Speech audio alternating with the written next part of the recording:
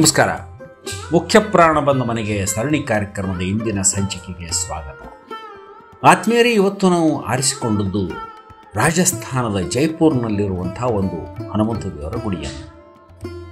ಜೈಪುರ್ ಅಂದ ತಕ್ಷಣ ನಮಗೆ ನೆನಪಾಗೋದು ಜೈಪುರವನ್ನು ನಾವು ಪಿಂಕ್ ಸಿಟಿ ಅಂತ ಕರಿತೀವಿ.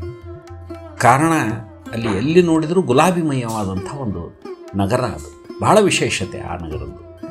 ರಾಜಸ್ಥಾನಿ ಒಂದು ಕಲೆ ಜೊತೆಗೆ ಗುಲಾಬಿ ಬಣ್ಣ. ಎಲ್ಲದಕ್ಕೂ ಮುಖ್ಯ ಕಾರಣ ಅಂದರೆ ಈ ನಗರವನ್ನು ನಿರ್ಮಾಣ ಮಾಡಿದಂತಹ ಅಲ್ಲಿನ ರಾಜರೇನಿದ್ರು ಅವರ ಒಂದು ಆಲೋಚನೆ. ಸುಮಾರು 350ರಿಂದ 400 ವರ್ಷದ ಹಿಂದೆ ಯೋಚನೆ ಮಾಡಿ ಒಂದು ಸುಂದರವಾದ ನಗರವನ್ನು ನಿರ್ಮಾಣ ಮಾಡಿದ್ದಾರೆ. ಈ ಪಿಂಕ್ ಸಿಟಿಯಲ್ಲಿ ಇರುವಂತಹ ಗುಲಾಬಿ ನಗರದಲ್ಲಿ ಇರುವಂತಹ ಒಬ್ಬ ಹನುಮಂತ ದೇವರು, ಅವ್ರಿಗೆ ಕರೆಯೋದು ಕಾಲೇ ಹನುಮ. ಬಹಳ ವಿಶೇಷ ಅನ್ನಿಸ್ತು. ಕಪ್ಪು ಬಣ್ಣದ ಹನುಮಂತ ದೇವರ ಮೂರ್ತಿ ಒಂದು ಅಲ್ಲಿ ಬಹಳ ಸುಂದರವಾದಂಥ ಮೂರ್ತಿ. ಎರಡೂ ಕಣ್ಣು ಬಹಳ ನಿಚ್ಚಳವಾಗಿ ನಮ್ಮನ್ನೇ ನೋಡ್ತಾವೇನೋ ಅನಿಸುವಂತಹ ಸುಂದರವಾದ ಒಂದು ಕಾಲೇ ಹನುಮ ಮೂರ್ತಿ. ಆದರೆ ಆ ದೇವಸ್ಥಾನ ಮಾತ್ರ ಪಿಂಕ್ ಬಣ್ಣದ ಅದ. ಅದರಲ್ಲಿರೋ ಎಲ್ಲ ಕುಸುರಿ ಕೆಲಸ ಎಲ್ಲ ರಾಜಸ್ಥಾನಿ ಮಾರ್ಬಲ್ನಿಂದ ಮಾಡಿದಂಥ ಅದೊಂದು ವಿಶೇಷತೆ. ಸುಂದರವಾದ ಗೋಪುರ, ಕಳಶ, ಬಹಳ ಸುಂದರವಾದಂತಹ ದೇವಸ್ಥಾನ. ಪ್ರತಿಯೊಂದು ಕಡೆ ಆ ಕಲೆ ಎದ್ದು ಕಾಣಿಸ್ತದೆ. ಅಲ್ಲಿ ಒಬ್ಬ ಸೂರ್ಯದೇವರ ಚಿತ್ರ ಅದ. ಇನ್ನೊಂದು ವಿಶೇಷ ಹನುಮಂತ ದೇವರ ಮೂರ್ತಿ ಅದ. ಆದರೆ ಈ ಕಪ್ಪು ಹನುಮಂತ ದೇವರಿದ್ದಾರೆ, ಇವರು ಅಲ್ಲಿನ ಬಹಳ ದೊಡ್ಡ ಆಕರ್ಷಣೆ. ಹನುಮಂತ ದೇವರ ಬಣ್ಣ ಕಪ್ಪಾಗಲಿಕ್ಕೆ ಒಂದು ಕಥೆಯನ್ನು ಹೇಳ್ತಾರೆ. ಅಂದರೆ ಒಂದು ಸಲ ಸೂರ್ಯದೇವರು ಅಂದರೆ ಹನುಮಂತ ದೇವರ ಗುರುಗಳು ಅವರಿಗೆ ಗುರುದಕ್ಷಿಣೆ ಕೊಡಬೇಕು ಅನಿಶ್ಚಂತ ಹನುಮಂತ ದೇವರು. ಅದಕ್ಕೆ ಅವ್ರನ್ನ ಹೋಗಿ ಕೇಳಿದ್ರಂತ, ನಾನು ಏನು ಕೊಡಬೇಕು ನಿಮಗೆ ಗುರುದಕ್ಷಿಣೆ ಅಂತ.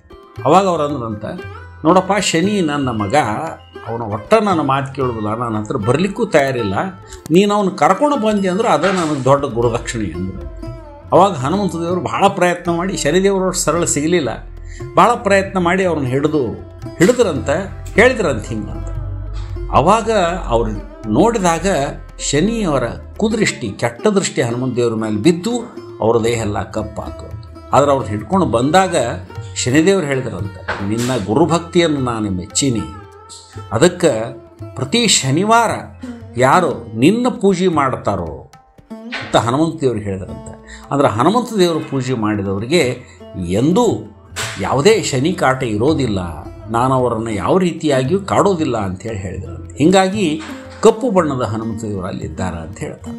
ಆದರೆ ಸುಂದರವಾದ ಮೂರ್ತಿ, ಬಹಳ ಸುಂದರವಾಗಿ ಅಲಂಕಾರ ಮಾಡಿರ್ತಾರೆ, ಅದೊಂದು ಬಹಳ ವಿಶೇಷತೆ.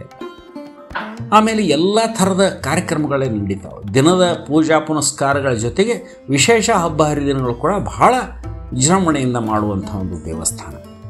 ಅವರು ಶತಮಾನಗಳಿಂದ ಅಲ್ಲಿ ನಿಂತು ನಮ್ಮೆಲ್ಲರನ್ನ ಅನುಗ್ರಹ ಮಾಡ್ತಾ ಇದ್ದಾರೆ. ಪ್ರತಿಯೊಬ್ಬರಿಗೂ ಅನುಗ್ರಹವನ್ನು ಮಾಡ್ತಾ ಇದ್ದಾರೆ.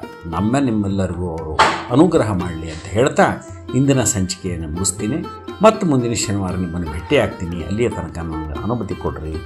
ಜೈ ಶ್ರೀರಾಮ್, ಜೈ ಬಜರಂಗಬಲಿ.